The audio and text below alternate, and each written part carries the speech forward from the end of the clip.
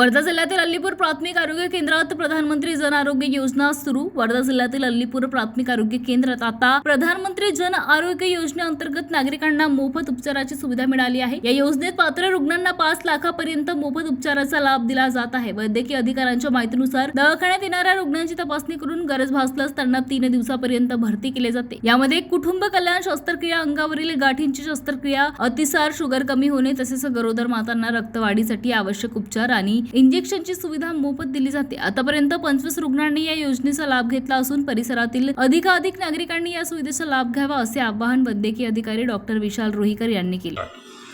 प्राथमिक आरोग्य केंद्र अल्लीपूर, तालुका हिंगणघाट, जिल्हा वर्धा या ठिकाणी आपलं हे रुग्णालय हे आहे। प्रधानमंत्री जन आरोग्य योजनेअंतर्गत पोर्टलला याचं इम्पॅनलमेंट झालेलं आहे। याच्या अंतर्गत आपण कुटुंब कल्याण शस्त्रक्रियेचे रुग्ण, तापाचे काही रुग्ण, डायरियावाले रुग्ण, हायपोग्लायसेमिया जसं शुगर कमी असणारे रुग्ण किंवा छोट्या मोठ्या शस्त्रक्रिया जशी छोटीशी गाठ आहे याचा आपण इथे इलाज करून त्या योजनेअंतर्गत त्या रुग्णाला आयुष्यमान कार्डमार्फत त्या योजनेचा लाभ आपण रुग्णालयाला मिळवून देत असतो।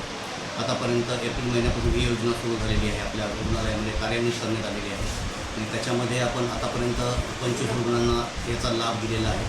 ज्याचा